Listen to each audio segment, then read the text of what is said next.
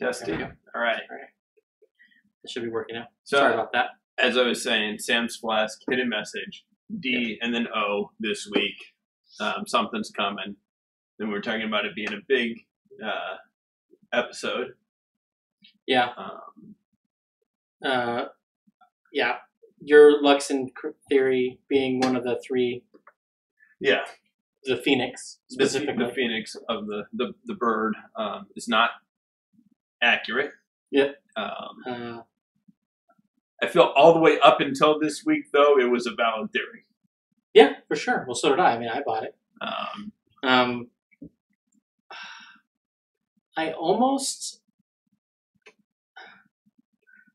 very attached to the idea that the Tarask is going to be the final big world-shattering potential thing that they face. I'm really attached to that idea. Okay.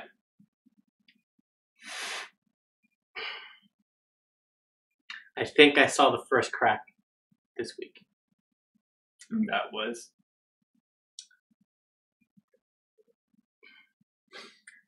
I can't put my finger on it. It was just something in the way that Matt was narrating that the chamber, the throne room scene this week, in the exposition that was being given. Yeah. I don't know. So we learned quite a bit in that scene. The converse is that is they could be. Matt doesn't use unreliable narrator very often. Yes. So the Luxon, the beacons being pieces of the Luxon's body, and that they had 4 of them and lost 2, and that they're trying to get all of them together. Yes. But that there's more than just the 4. Right. Another thing, we kind of learn, depending on how you look at it, it could be a dystopia or a utopia type thing. The dynasty, and definitely consecuted as a baptismal thing, like you would put forth. But basically, the dynasty, the ruling, they have pretty much a monopoly both on immortality and the afterlife. It was strongly implied that if you're not consecuted in the afterlife, you're claimed by the betrayer gods. Yeah. And so, like, these few people who have gotten the immortality are saved. They keep the others in line, with the promise of consecution, because it's something, that can be handed out. And it's that argument, well, if just the best of us advance, what happens to the rest of us, But the other thing is they gained this power, and so that over centuries they gained the power and influence. But they're also body snatching.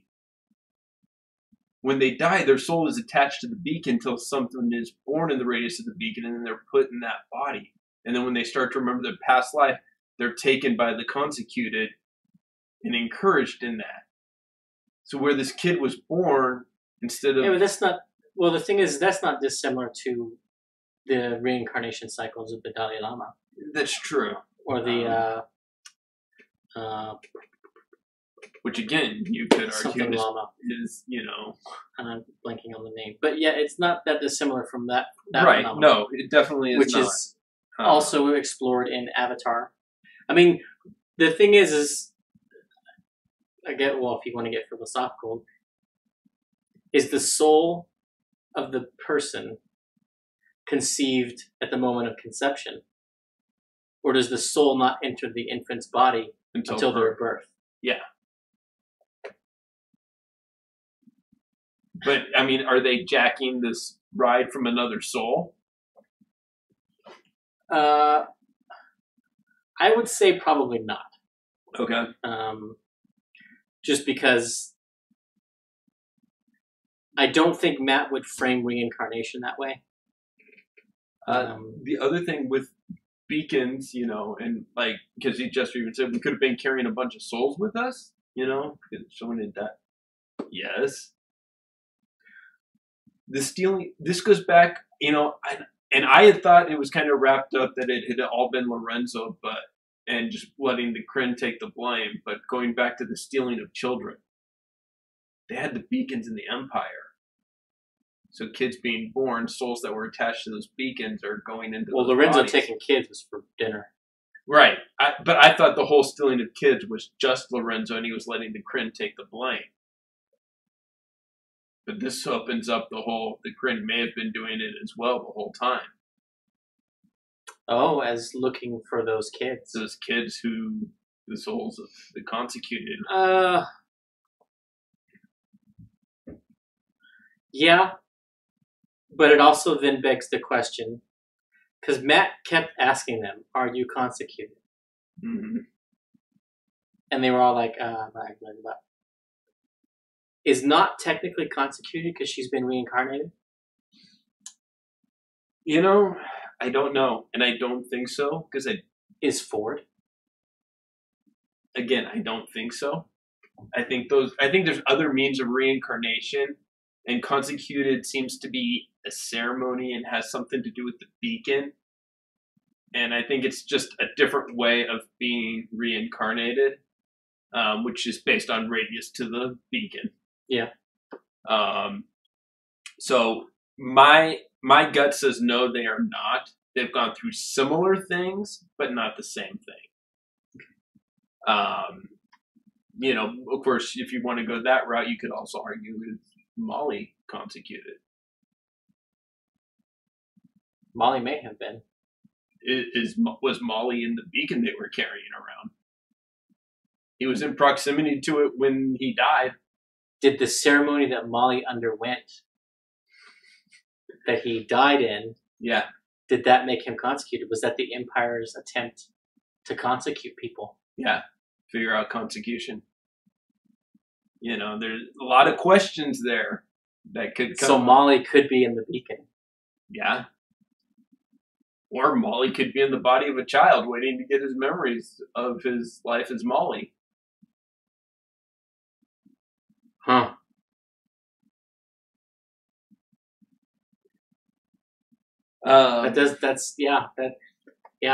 Interesting questions.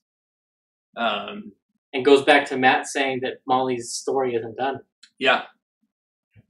Molly's story is not done. NPC time! Yeah. But yeah, there's a lot of things. Another thing, the Bright Queen is 1,200 years old. The Goblin is at least 900, almost as long as the Bright Queen's been alive. They don't really specify. The specified years were not. Yeah, it wasn't given. Okay, just almost as old as she. Assuming she's between 9 and 1,200 years old, that's close when you're talking centuries. Yeah. Assuming there are other people there of similar age, at least the head of the third den, at least the three. All of them were alive before the calamity. Before the calamity, which means all of them know of Uk'otoa and them. Yeah. Ford pulled out the falchion. Yeah, he did. Yeah, he did. There were distinguishing marks. Yeah, he did. How many people knew it? Recognized it? I thought something similar, except my brain went to, why is nobody freaking out that these people that they just had in irons, one of them just apparated a weapon out of nothing. Yeah. With sea salt spray in the air when he did so. There's a lot of things in that scene that I was just like, okay, well, there's like a whole mountain of shit. And yeah, my understanding is that the Luxon is pretty monotheistic, not in the sense that it's the only god, but in the sense it's the only one worthy of worship, the first. So they kind of shun other religions. And here this guy, obviously with something brandishing him as the servitor of a lesser or false god. Well, they didn't say anything to Caduceus. That's true. Or Jester, for that matter. Yeah. Jester didn't even get asked who she follows, even though she was bragging about bringing Caduceus back. Yeah. But that narration that we got about the Luxon being the first god, the beacons being portions of its body, begs the question: is Tal'Dorei in the Astral Sea? Yeah. It's a possibility. Or was it birthed from something from the Astral Sea? Because the Astral Sea is littered with the bodies of dead gods. Yeah. So I'm just that's where my brain went. And also, is the Luxon a version of a Great Old One? Yeah. I mean, Great Old Ones are usually, Cthulhu. Yeah, Azazel. Yeah. Nyarlathotep. And painted as evil beings. Yeah. Destroyers or what have you. Is the Luxon that? Or is the Luxon a good version of a Great Old One? Yeah, an antithesis of. Is sort of where my brain went in that scene. Yeah. But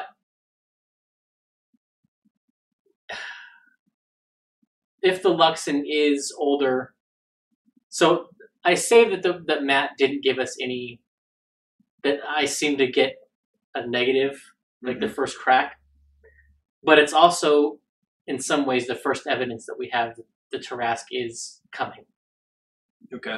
Because these are portions of the Luxon's body. The Luxon came here and spread itself across Tal'Dorei, bringing fire.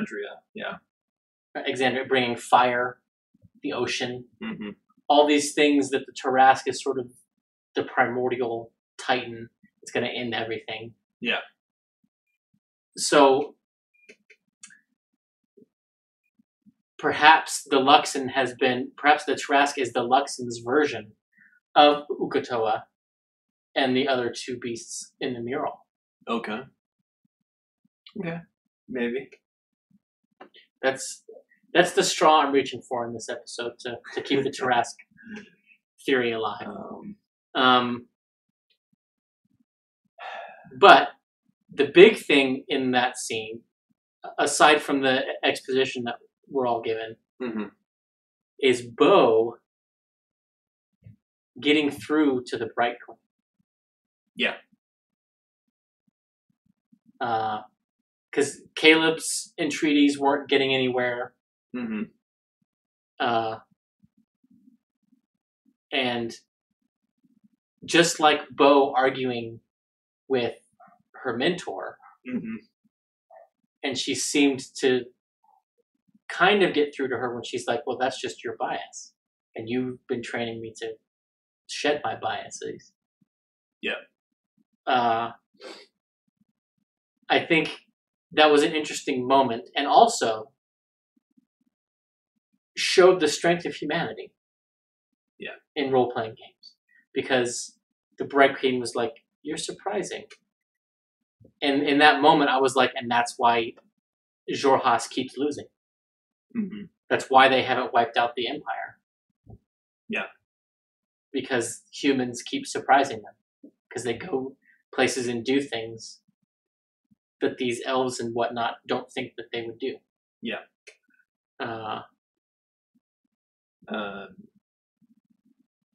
We also hear Caduceus when they're asking, things. Caduceus mentions he's looking for a crematory or kiln. Yeah. Which was very telling to me. Well, I guess not telling, but interesting. So, a crematorium is where you burn bodies. A kiln is where you fire clay. Yeah. They are not. No.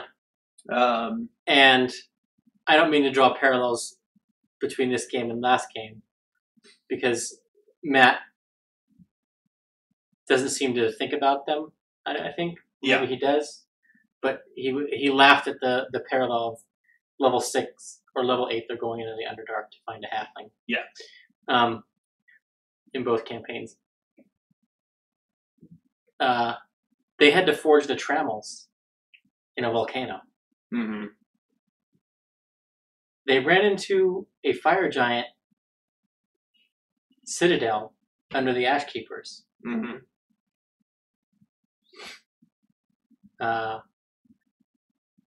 I think we're going to see some fire giants soon. Okay. Now, is that kiln? There's something about what Caduceus is looking for that will save his growth, that will reverse the poisoning of the land. That's what he's hoping, yes. Well, that seems to be the promise and why she's sending him on this journey. Yes. Or at least the answer to know where to go to get it, you know. Yeah. But he mentions later when he's talking about it in private, he mentions there's 3 sacred sites. And he mentions 2 of them. I'm assuming the third is his cemetery. Because he mentions the garden and the crematory, where you inter things and something strange or something unnatural springs forth. Both times, both places, it's something unnatural springs forth. What's going on? What are these? So we've got a cemetery, a garden, and a crematory. And I don't know, that's just, the garden doesn't really fit. Well, do you think the garden is the cemetery? Because I interpreted that as a Taliesin sort of tripping up on that. Okay, then we have no clue what the third one is. Right. Which, if that's the case, it could be like native the sky burials on the platforms. Yeah. Like the Sky City that we have been teased with? Not necessarily like floating like a sky city, but, you know, like, I mean, it could be, but people in the sky, people in those sky cities had to dispose of their dead somehow. That's true. And of course, we have the mention of looking for a blacksmith for the sword again. Yeah, and I don't know why he was bringing that up again, because he was kind of told where to go with that, like where they had to go. Yeah, I think he brought it up because Ford asked him, weren't you looking for a blacksmith? And he's like, yeah, for this. But I don't, like, he didn't necessarily bring up the blacksmith himself. Fair. You know. But yeah, the sacred sites, that's going to be interesting to watch unfold. We had a great this episode was great for party dynamics. Yeah. And the relationships that have been forming, because you had Caleb advocating for not advocating for Caleb. Yes. And then later you had Caduceus defending Caleb against Bo. Yeah. Well, and also against any potential of other people saying, hey, why did you do that? Where Caduceus, like, you did the right thing. Like, unequivocally, out of the gate, what you did was right. Yeah. And then, of course, we also had Bo and Caleb's talk near the end of the episode. Yeah. Well,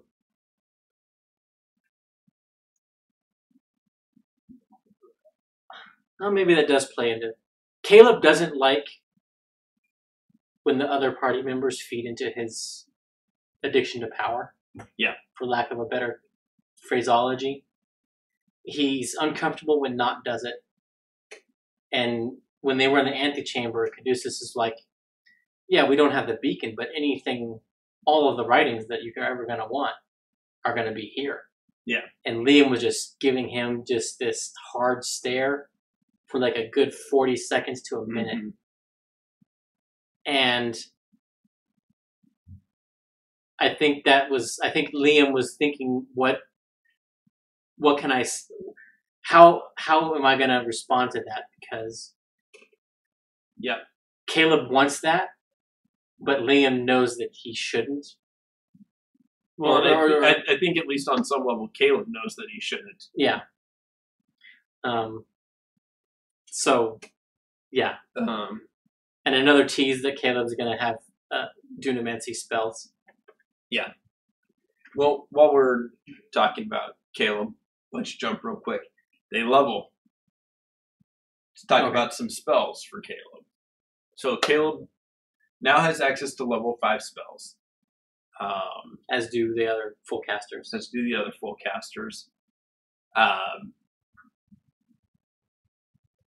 What do we think he's going to take? We both agree that he's not going to take Teleportation Circle. Right, because he has that. He has that in another spell book that he can transcribe. Right. And he even specifically said he needs some more paper and ink for it. Yeah. But he's almost got it.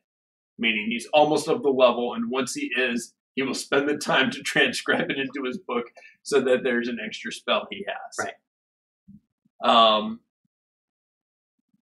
I think a lot of people's go-to, and one of mine, is going to be Immolation for the fire theme. Okay. I know that you don't necessarily agree with that. Yes. It is one of my top choices. There are good arguments. Caleb, when he takes an attack spell, chooses a fire spell. Yeah. I don't see him taking an attack spell. Okay.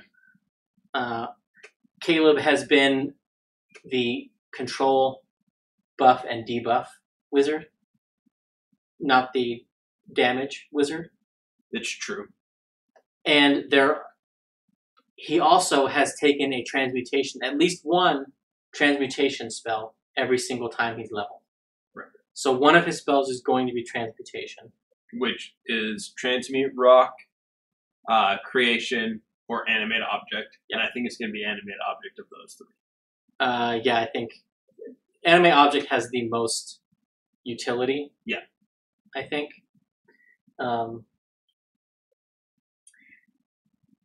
But the 5th level spell that helps Caleb out the most in his quest is Scrying.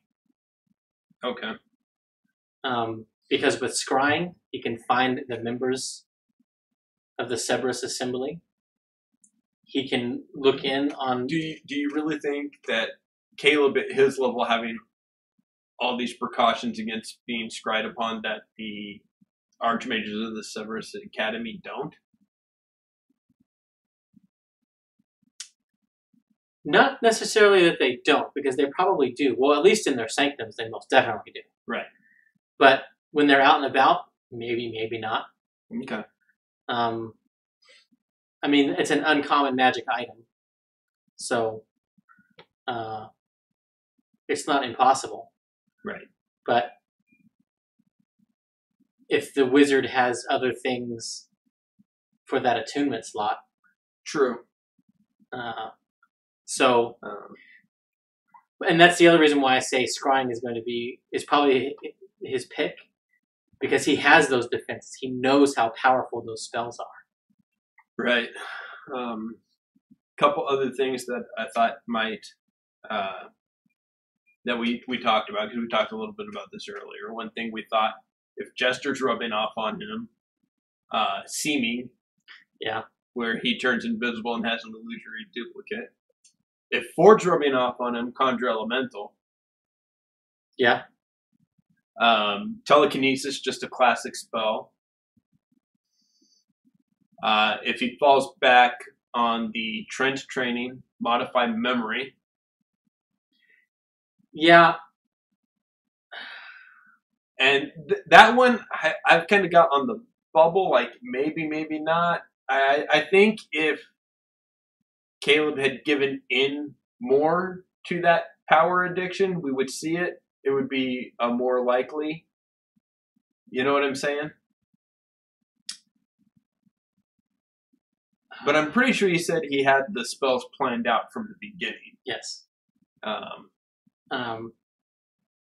Yeah. And I think in part he did that so that Matt could give him the opportunity to learn other things. Yeah.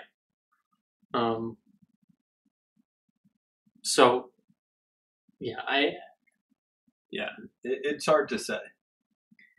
So for Ford, because he also has 5th level spells. Yes. My 2 picks for him are Hold Monster and Dream. Okay. The Warlock doesn't have a huge list. No.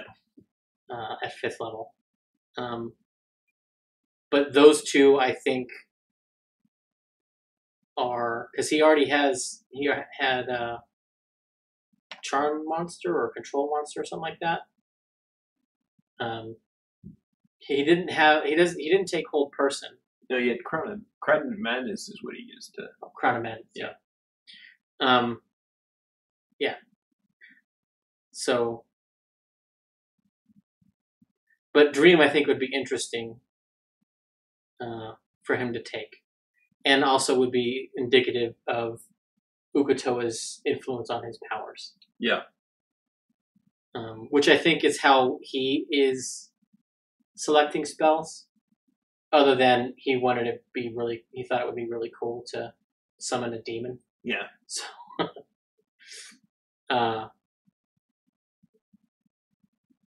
but... The clerics get their domain spells. But 2 that I think we're going to see from Caduceus is Commune and Insect Plague. Okay. Commune because he uses divination. So Commune's right up that alley. Right. And will be a huge help if they're trying to find some hidden thing. Insect Plague because of his staff. And it's right up the theme that he has going for Caduceus. Also Mass Cure Wounds. Yeah. Well, he said he would be taking that. I mean, they're clerics, so they can change their spells every long rest. I'm just saying other 5th level spells that I expect to see out of Caduceus, other than Mass Healing Word or Cure Wounds. Greater Restoration, maybe? I think that is one that they will trade off preparing, which they talk about that they do sometimes. Yeah. I think from Jester, we see Blight and Scry. Okay. Blight because it's a pretty powerful damage spell. And Scrying because she has Sending. And I think we had some... as part of Laura earning her MVP for me this episode. She was mine as well. She had a lot of dialogue about the people that they basically might have given up because of what happened in that room. And Caleb promising to be able to get her back to her mom. Yes. And which was part of the widow jest moments in this episode. Yeah. And also, you really do look hopeful, Caleb. I'm hopeful. You look hopeful. As probably the best line of the episode, I think. It was up there, yeah. So yeah, I think she takes Scrying just to be able to see her mom. Yeah. And maybe even look in on the gentleman. Yeah. So, and technically,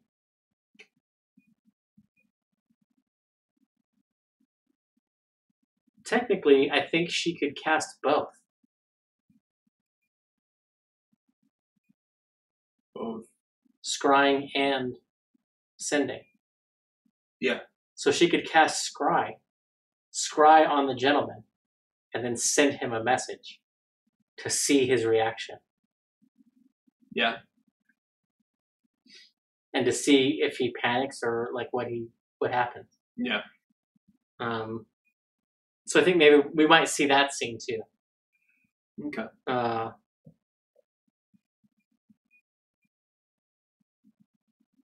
So back to the party dynamics that we have Mm-hmm. in this episode, since we're talking about Widow Jest.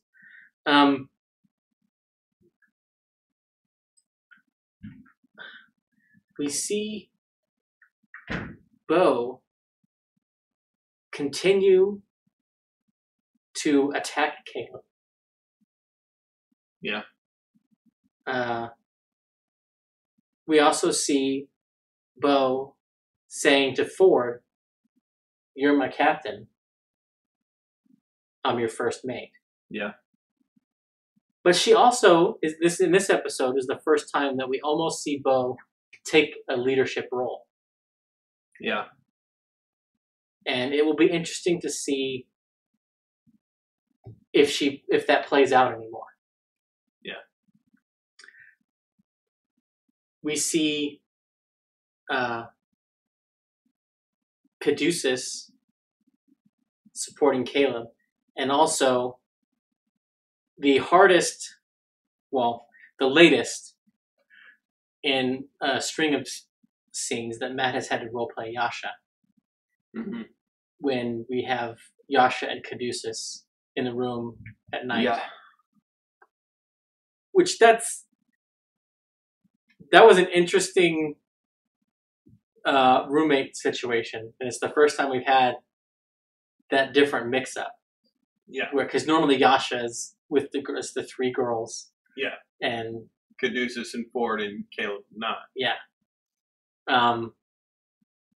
So this episode we got a little bit of a shake-up. And one of them, which is why I worry for Ashley's return. Yes. Because when she comes back, which will be soon, maybe this week. I doubt it. My money's on next week. I agree with you, but I'm really hoping this Fair. Because I just miss Ashley on the show. Fair. But when she does come back, she's going to have a lot of heavy lifting. Yeah. There's definitely been some things that would have been, if not Ashley-centric episodes, Ashley-centric moments. Yeah. Most definitely things for her character, Yasha, and that she would have recognized someone or something or known something. Yeah. Well, even not like some of the insight that Matt could have given the party through Ashley at Asarius. Yeah. So we're going to see a lot of that kind of, oh, by the way, this, that. Yeah. But the other interesting thing is after Bo tells Ford, "You're my captain, I'm your first mate," Ford not salutes, that's the wrong word, but basically tells Caleb, "You did the right thing." Yeah. And he supports Caleb as well. Yeah. Which kind of makes me wonder, is Ford going to be the public face and Caleb going to be the actual leader? The power behind the throne. As it were? Yeah. With Bo not realizing what's happening? Could be. Because I kind of want to see that dynamic play out. Because I want to... After that sequence of scenes, like, my mind just flashed forward to the moment promised in blood above that altar. Yeah. When they summoned the storm. When Bo turns on Caleb as the moment I have to kill you. Mm-hmm. And Ford pulls the falchion on her. Yeah. Like he did on Caleb. And I just... Yeah, and honestly, I think that's the favor he's going to call in on Ford, is when I have to do this, and the pact I made with her comes reckoning, you're going to protect me. Yeah. Yes, that's going to be an interesting dynamic. One thing I was wrong about, not that I said it would definitely happen, but it was like my gut was Yez's reaction to Beth not. Yeah, And I think a lot of it had to do with how they went about introducing him to the situation. yes, but there were a lot of oddities in the way that scene played out. Yeah. But I mean, if she had gone in just as a goblin, it would have probably been more the way I had mentioned, with him freaking out and not wanting anything to do with it. But the other thing is, I admittedly have a more pessimistic view of humanity than Matt does, and Matt does like to, unless they're a villain in the campaign, prefers to show the best of humanity in characters, and I think that's an example of what happened, which I love. I love that I was wrong in that instance, and I love the reason for that. So I am not so Pollyanna on that. I think one of two things. Okay. Either Matt had already made the decision, no matter what, that would be Yez's reaction. Okay. That his love for Beth would conquer, forgive anything.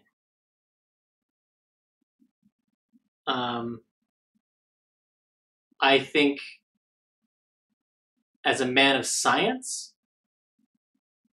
and weird stuff happening to him and all of the powerful people trying to use and manipulate him, he was a little too accepting too quickly. One. I'll agree with that. Two, Knot has been saying since the big reveal of her backstory that she and Yeza and all the halflings of their town hate goblins. Yeah. And for good reason. And here's the reason. And that's why I hate goblins. And you should hate goblins too, and we should all kill every one of them wherever we find them, all day, every day, forever. Right.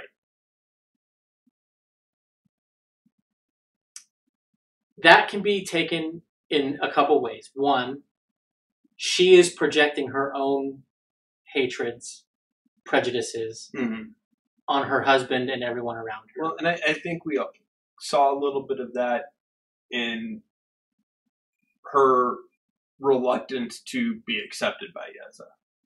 Oh yeah, for sure. We don't have to kiss. I'm going to let him have the bed. I sleep on the floor. Yeah, and that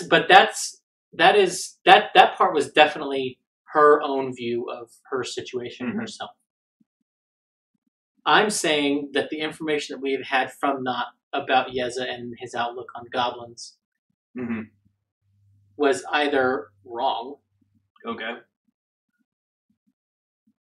and not projecting, or Matt just for the sake of true love story to put that away.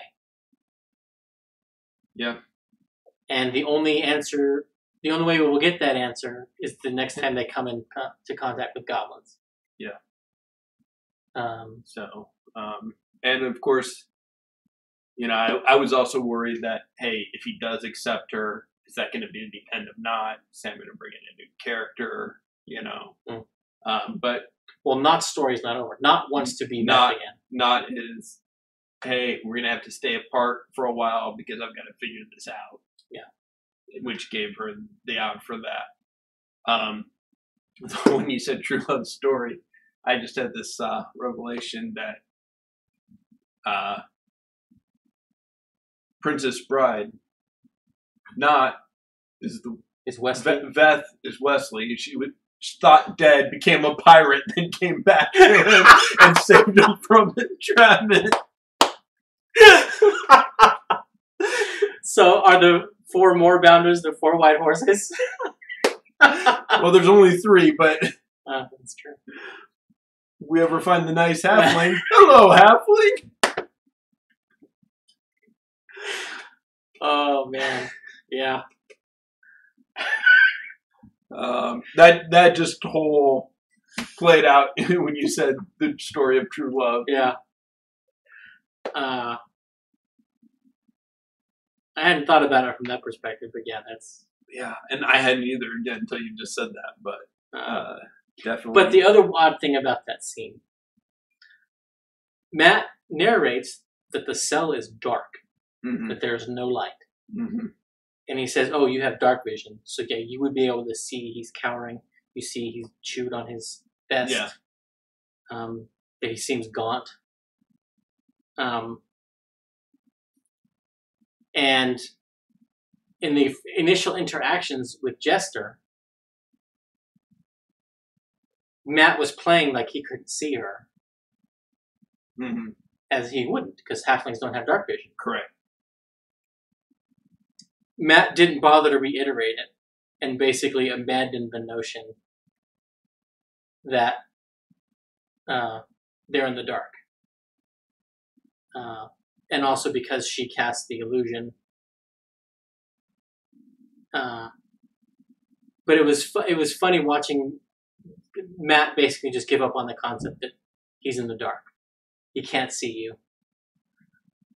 Well, see, I had interpreted that as like over the course of that conversation, he was brought out towards the front of the cell where there would be light because he was back in the back. Well, I think Matt probably in the moment decided there are too many ways for them to get light. Yeah. Caduceus has the light cantrip. Yeah. There's a lot of ways that light could be added to the scene without him narrating it. And it would ruin the expenditure of the spell slot, the plan of easing him in to really focus on the fact that he is blind right now. Yeah. But again, Matt didn't play into the fact that realistically, Yeza should be doubting everything he sees.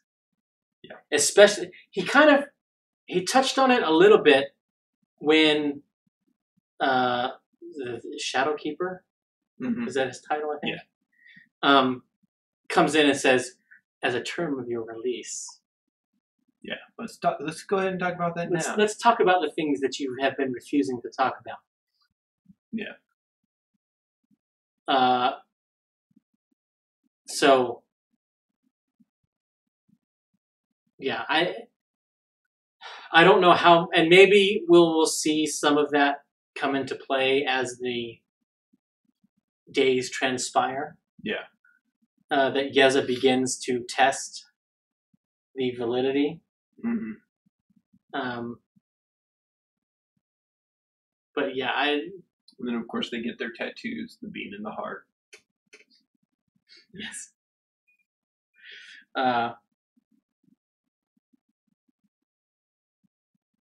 Yeah, another MVP moment from Laura. I practice so I get advantage, right?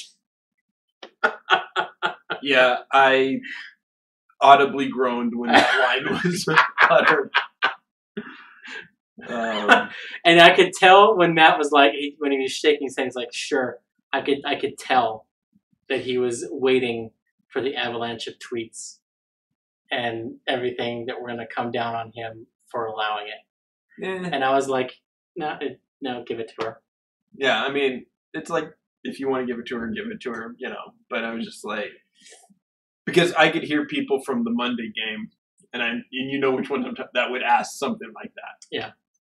And it's a newer player question, really. Yeah. Well, it's also one that the player doesn't want to. She just messed up this tattoo. Yeah. She doesn't want to mess up the next one. Yeah. So yeah, we'll see.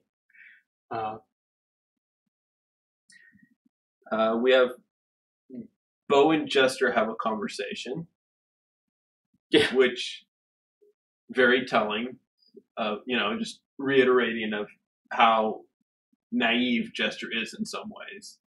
God, I love that. And that she's so good. like so. Well, I mean, growing up in a brothel, and she, she's pretty much portrayed that she equates love with sex, and that, for, it's all kind of muddled, Yeah, it's muddled for her. And she's very shocked at the tenderness of Yeza and which, by the way, I'm sorry, I love the unappreciated pun that Matt threw in that none of the cast seemed to react to. They all react when Jester says, Veth is not. And they're like, well, that's confusing, But when Yeza says, it's still you, is it not? No one reacts. I was like, oh my gosh. I didn't catch it. But regardless, they're having this talk, and she's like, is it always that tender, like in the books we read? And she's like, wait, on pornography? And, Bo doesn't really know how to respond. Yeah. And just like, never mind, I know all about it anyway. Cover my head. Yeah, I think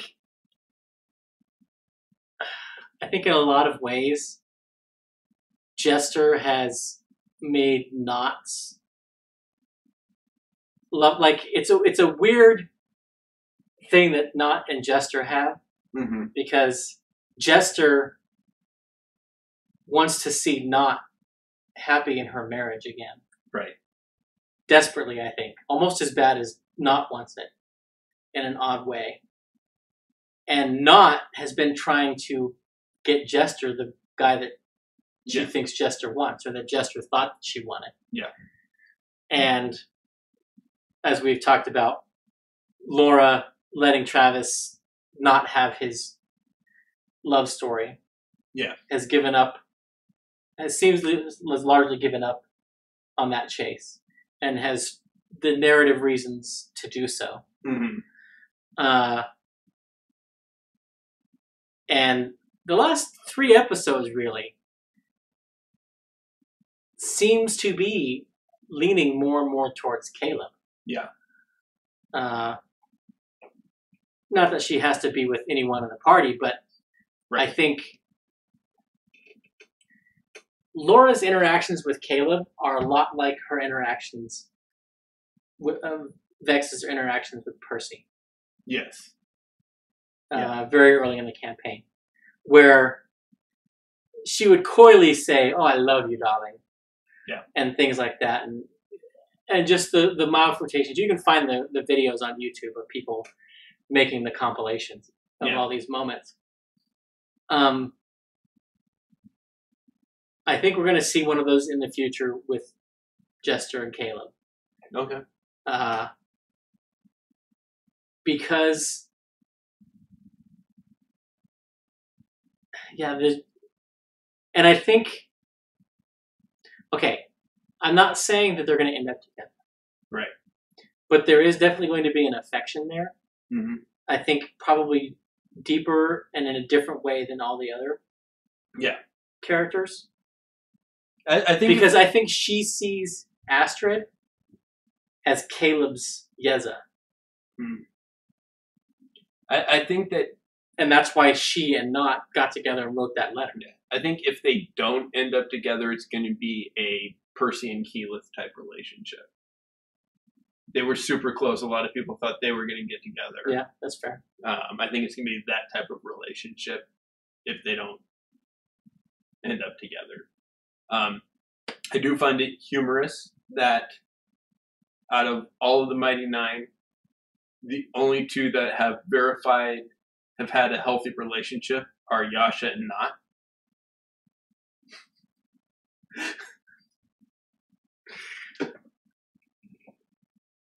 Yeah.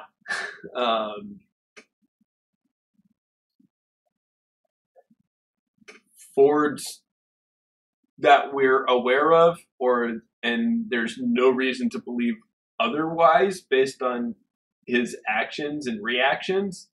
Only relationship is Avantika. Yeah. Caleb obviously has never had a healthy relationship in his life.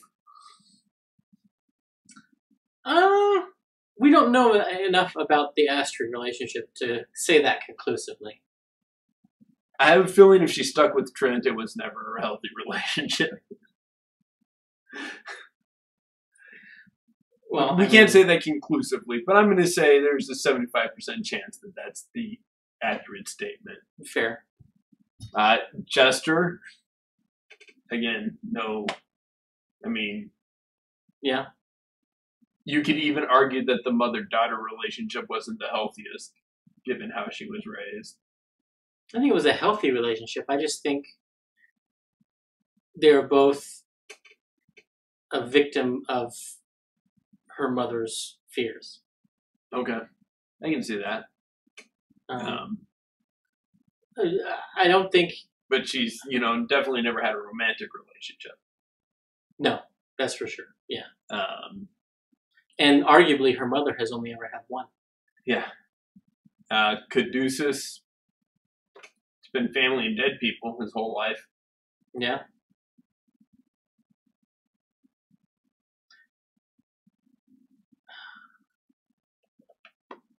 So one of the things that just popped in my head, because I'm thinking, coming up on the last few minutes, yeah, we want to get into our predictions for the next episode. A potential gut-wrenching moment in the near future is them going and finding Yasha's wife's grave. The leaving of the flowers. Yeah. And I'm interested to see what Caduceus says in that moment. I'm interested to see if he makes some tea. Yeah.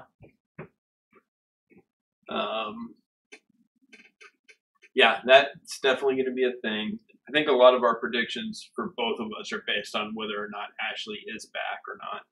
Yeah, for sure. That will definitely change things. Well, and getting to her grave isn't going to happen for 3 episodes at least. Minimum, yeah. That scene is definitely... Yeah. Because this next episode, we're going to go to their university and meet that Professor Wako. Yeah. So... I think in the next couple of episodes, we see Dyron again. Depends on how fast the days move. Because she has 7 days travel to get there. True. So if she set out right away, 6 more. Yeah. So, yeah. How much of a brick is she going to shit when she sees the Mighty Nine and Bo, hero of the Dynasty coins, friend of the Bright Queen? That's part of why Bo was, when Caleb did that, Bo was like, hey, let's not, So, who does Bo pressure to give up their coin to Dyron? And who gives it up?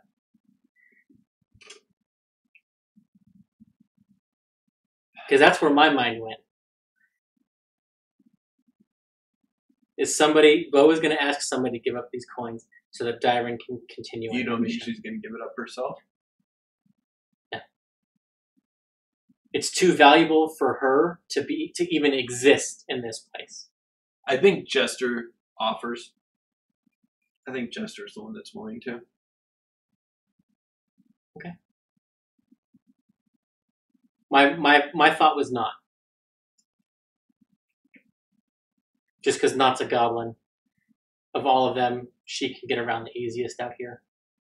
I think that if Not gives it up, it's going to be to Yeza to ensure he gets back safely. Yeah. Which brings me up to another thing that I thought of, which is they send Yeza back with Dyron. Yeah. Yeah, I thought of that too. Either that or they get some paper and ink and use teleportation circle and take him to Nicodranas.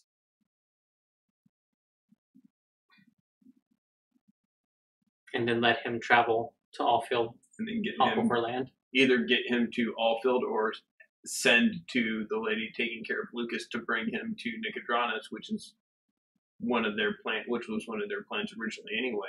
Yeah, and she's got the money. She's got the money to do it from them. Yeah, and if they're going to do that, and that allows easier access for not to go back and see them, because like we said would happen last week, and like Caleb assured us he sure happened. What happened in that throne room has already gotten back to the Empire. Yeah. So here's the other thing that keeps coming up in my head. Caleb's teleportation spell. Yes. When you learn the spell, you get 2 sigils or 3. I can't remember the exact number. I think it's 3. But you get a number of them.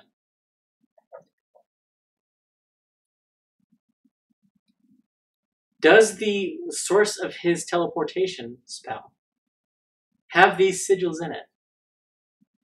And does he use those as his free ones, and then uses the one that he got from Nicodranus as an extra? That would be the smart way to do it. And also a super awesome adventuring opportunity, because Caleb can go, hey, you remember that book from the Happy Fun Time Ball? From that wizard? Mm-hmm. And I got this teleportation spell? Well, here are 3 things that we can go check out. So now they can go to teleportation circles that may or may 2 not... 2 destinations. Okay, so... Yeah. But, so 2 destinations that may or may not... like, who knows their condition now. And one of which may be that fallen flying city. Because the guy had, like, legal documentation from that city. Yeah. So it's possible that one of those sigils that he has is to that city. Yeah. So I think that's probably where we're going to... Not this arc, but the next one. We don't know enough about Woka to be able to speculate what she's going to have work for them to do. Right. But one assumes it's going to have something to do with Dunamancy. Yes. Yes, I think we're going to start learning a lot more about Dunamancy. Yeah. Fortunately, that's about all the time we have, because we've got to go see Sam and Matt on Talks. Right. So we will see you guys next week. Where we find the 3rd letter of Sam's Flask message. Bye, guys.